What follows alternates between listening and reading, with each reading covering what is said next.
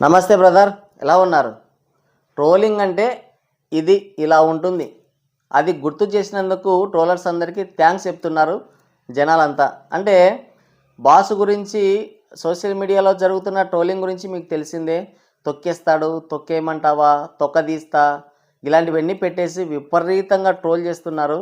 దానికి separate event పెట్టుకొని మరీ డ్యామేజ్ కంట్రోల్ చేసుకున్నాడంటే ఆ సెగ ఎంతవరకు తగిలిందో ఇక మీరే అర్థం చేసుకోండి. దీని అంతటికి ముఖ్య కారణం ఏంటంటే నాగబాబు అండ్ వరుణ్ సందేశ, ఆయన పేరు ఏంటో మనకు తెలీదు.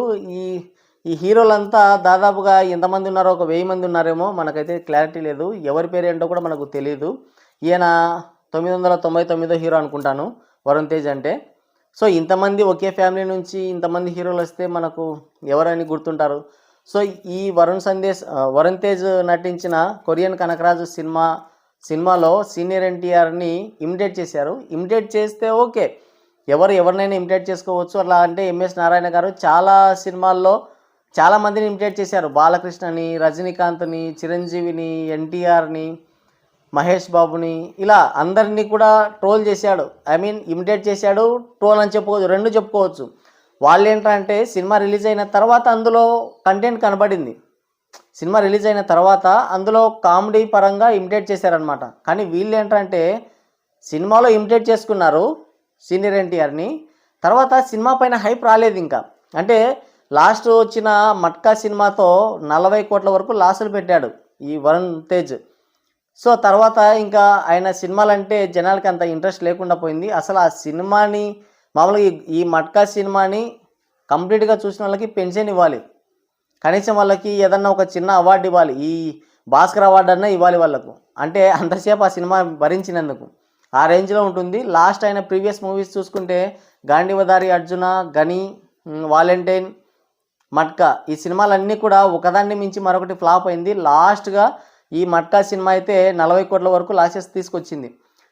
సినిమాకి ఓవరాల్గా చూసుకుంటే ₹1,00,00,000 గ్రాస్ మాత్రమే వచ్చింది అనుకుంటా. ఆ రేంజ్లో సినిమా ఫ్లాప్ అయింది అది. సో దాని తర్వాత ఏంటంటే ఈయన సినిమాల పైన హైప్ లేదు, అసలు ఈయన ఏ సినిమాలు తీస్తున్నాడో కూడా తెలియదు. ఈ కొరియన్ కనకరాజు సినిమా పైన కూడా ఎలాంటి హైప్ లేదు. ఒక ట్రైలర్ రిలీజ్ చేశారు, కంబ్యాక్ ఇస్తే బాగుంటుంది అనుకున్నారు, కానీ సినిమా పైన అంటే థియేటర్స్కి వెళ్ళి సినిమా చూడాలన్నంత ఇంట్రెస్ట్ ఆడియన్స్ కలిగించలేకపోయారు అది. సో ఇంకా ఏం చేశారంటే అందులో సీనియర్ ఎన్టీఆర్ని ఇమిటేట్ చేశారు కదా, ఆ ఇమిటేషన్ని పిఆర్ టీమ్స్ని పెట్టి సోషల్ మీడియాలో విపరీతంగా ట్రోల్ చేశారు. అసలు జస్ట్ ఊరికి ఇలా ఓపెన్ చేస్తే చాలు, మీ స్ట్రోక్ చాలా ఇమ్మెచ్యూరియస్గా ఉంది అనే డైలాగ్ వినపడుతుంది. యూట్యూబ్ ఓపెన్ చేసిన, ట్విట్టర్ ఓపెన్ చేసిన, ఇన్స్టా ఓపెన్ చేసిన, ఒక ఏమంటారు దాన్ని, అంత ఫాస్ట్గా దాన్ని ట్రోల్ చేశారనమాట. ఎవరికి ఏం అర్థం కాలేదు, ఏంటో సీనియర్ ఎన్టీఆర్ ఇంతలా ట్రోల్ అవుతున్నాడు ఏంటి అని చాలామందికి డౌట్ వచ్చింది. ఆ డౌట్ వచ్చిన తర్వాత సినిమా రిలీజ్ అయిన తర్వాత చూస్తే అందులో మీ స్ట్రోక్ చాలా ఇమ్మెచ్యూరియస్గా ఉంది అని ఒక డైలాగ్ వాడుకున్నారు. సో సినిమా పైన ఆ తర్వాత ఏంటంటే అర్థమైపోయింది, ఓహో వీళ్ళేనా ట్రోల్ చేసింది అని అర్థమైంది. ఒక కాంట్రవర్సీ క్రియేట్ అయింది అనమాట. అలా ఎలా చేస్తారు, సీనియర్ ఎన్టీఆర్ని ఇమిటేట్ చేసుకుంటే ఓకే, ట్రోల్ ఎందుకు చేశారని ఒక కాంట్రవర్సీ క్రియేట్ అయింది. ఇక ఏముందో సినిమాలో, అసలు ఇంకా ఏం చేశారో అని ఆడియన్స్ సినిమా చూడడానికి వెళ్ళారు. ఆ విధంగా సినిమా పైన ఒక కాంట్రవర్సీ క్రియేట్ చేసుకొని హైప్ తెచ్చుకొని సినిమాకి కలెక్షన్లు తెచ్చుకున్నారు. అంతవరకు బాగానే ఉంది. కానీ వాళ్ళ కోడి తెలివికి తెలియదు ఏంటంటే అవతల వాళ్ళు కూడా కామ్గా ఉంటారా, వాళ్ళేమి ఇలాగా ఈవెంట్లు పెట్టుకొని ఇలా ట్రోల్ చేస్తున్నారు సీనియర్ ఎన్టీఆర్ని, అలా అంటున్నారు, ఇలా అంటున్నారు, ఆయన ఒక శిఖరము, కొండ, వంగడు, లొంగడు, ఇలాంటి భజన ఏం పెట్టుకోలేదు వాళ్ళ ఊరికి ఇలా తీసి పడేశారు. సో వీళ్ళు ఏంటంటే ఇంకా ఇప్పుడు అవతల వాళ్ళని ట్రోల్ చేసిన తర్వాత వాళ్ళు మాత్రం ఎందుకు ఊరుకుంటారు? ఇదంతా నాగబాబు ట్రైనింగ్లో జరిగిందనమాట. ఈ నాగబాబు ఏంటంటే ప్రతి ఒక్క దాంట్లో ఏలు పెడుతూ ఉంటాడు. అసలు ఒక తలాతోక అనేది ఏముండదు, ఏదో మధ్యలో జొరబడిపోయి అనవసరంగా వచ్చేసి ఏదో 2 మాటలు అనేసి, లేదంటే ట్విట్టర్లో ఏదో ఒక పోస్ట్ వేసి అనవసరమైన కాంట్రవర్సీ క్రియేట్ చేసి అటు ఇటు అంటే అటు సైడ్ వాళ్ళతో సొంత క్యాడర్తో బాగా వేయించుకున్న తర్వాత మళ్ళీ ఆ ట్వీట్లు డిలీట్ చేయడమా, లేదంటే కనిపించకుండా పోవడమా, ఇలాంటివి చేస్తూ ఉంటాడు. గతంలో బాలయ్య అంటే ఎవరో నాకు తెలియదని అప్పుడు కాంట్రవర్సీ క్రియేట్ చేశారు. అటు జనసేన క్యాడరు, ఇటు టీడీపీ క్యాడరు రెండు కూడా బాగా వాయించేశారు. తర్వాత ఆ మాటలు వెనక్కి తీసుకున్నారు. ఆ తర్వాత చూస్తే పుష్ప 2 రిలీజ్ టైంలో అలాంటి ఒక ట్వీటే వేశాడు. ఎవరు అల్లు అర్జున్ పైన ఒక ట్వీట్ వేశాడు. దానికి కౌంటరు వేరే లెవెల్లో వచ్చింది. దాంతో ట్విట్టర్ అకౌంటే మూసేసుకున్నాడు. అటు చిరు ఫ్యామిలీ కావచ్చు, తర్వాత జనసేన క్యాడర్ కానీ, ఇటు చూసుకుంటే వైసీపీ అన్ని దిక్కుల నుంచి కూడా రౌండప్ చేశారు. దాంతో మొత్తానికి ట్వీటే డిలీట్ చేసేసి ట్విట్టర్ అకౌంట్ కూడా ఆఫ్ చేసేసుకున్నాడు. ఆ తర్వాత శివాజీ అదే మీరు మంచి బట్టలు వేసుకోండి అమ్మా, ఆ బట్టలే మీకు అందాన్ని గౌరవాన్ని తీసుకొస్తాయని చెప్తే దాంట్లో జొరబడిపోయాడు. అంతే మొత్తం మెజారిటీ అంతా ప్రజలంతా కూడా శివాజీకి సపోర్ట్ చేశారు. అనసూయ తర్వాత ప్రకాష్ వీళ్ళంతా వచ్చిన తర్వాత కూడా మొత్తం ప్రజలంతా కూడా శివాజీకి సపోర్ట్ చేశారు. ఎస్ మంచి మాట చెప్పాడు, అలానే ఉండాలి, పద్ధతులు సాంప్రదాయాలు తెలిసి నడుచుకోవాలని చెప్పేసి ఆయనకే సపోర్ట్ చేశారు. ఈయన మధ్యలో జొరబడిపోయి అసలు వాడెవడరా చెప్పడానికి ఆడవాళ్ళు బట్టలు వేసుకోమని చెప్పేసి, వాళ్ళను బట్టలు వేసుకోమనే హక్కు నీకు ఎవడిచ్చాడు, వాళ్ళు బట్టలు లేకుండా తిరుగుతారు, వాళ్ళ వెనకాల నేనుంటాను అని వచ్చాడు. అక్కడ తమ్ముడు ఐఎమ్ అనాపాలజెటిక్ సనాతని అని సనాతన ధర్మాన్ని ఎత్తుకొని నెత్తిన పెట్టుకొని తిరుగుతున్నాడు. ఈయన చూస్తేనేమో ఫారెన్ కల్చర్ని తీసుకొచ్చి ఇక్కడ చొరబెట్టడానికి ప్రయత్నం చేశాడు. అటు జనసేన క్యాడరు మళ్ళీ సేమ్, అటు జనసేన క్యాడరు ఇటు ప్రజల నుంచి మొత్తం రౌండప్ చేసి వాయించేశారు. మళ్ళీ పిన్ డ్రాప్ సైలెంట్ అయిపోయాడు. ఇలా కాంట్రవర్సీస్ అనేవి క్రియేట్ చేస్తూ ఉంటాడు.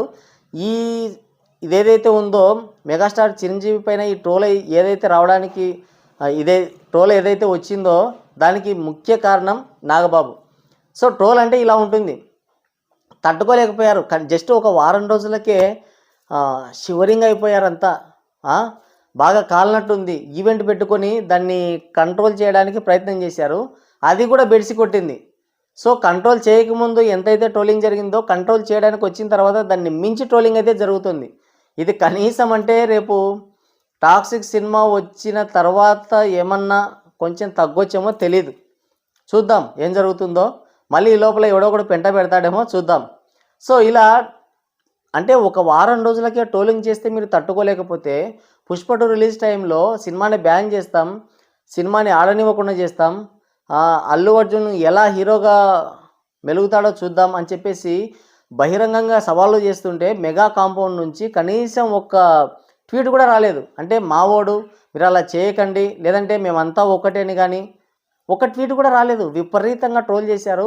హెచ్డి ప్రింట్ అయితే ఆన్లైన్లో ఎవడు ఇష్టం వచ్చినట్టు వాడు హెచ్డి ప్రింట్ తీసుకొచ్చి ఆన్లైన్లో పెట్టాడు.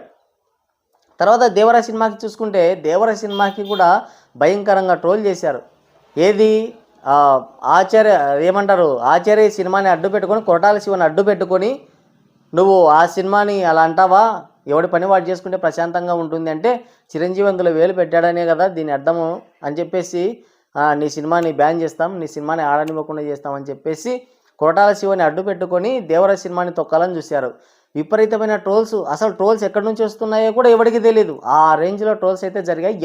ఎవరు చేయిస్తున్నారన్నది మాత్రం అందరికీ ఒక క్లారిటీ ఉంది.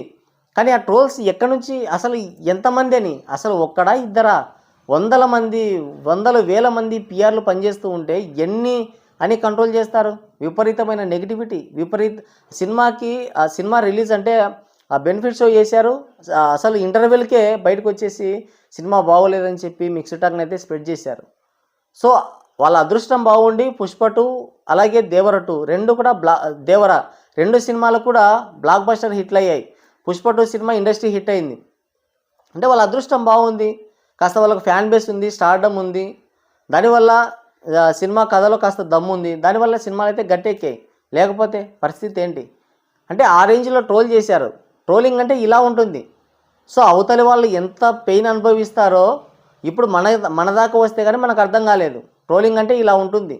వాళ్ళు ఎవరు కూడా ఈవెంట్లు పెట్టి పలానా వాళ్ళు ఇలా చేశారు, లేదంటే నేను శిఖరాన్ని, నేను సముద్రం 7 పాదాల వద్దకు వెళ్ళదు, కొండ లొంగదు, సముద్రం వంగదు, ఇలాంటివి కబుర్లు ఏం చెప్పలేదు, ఎవడేం చెప్పలేదు.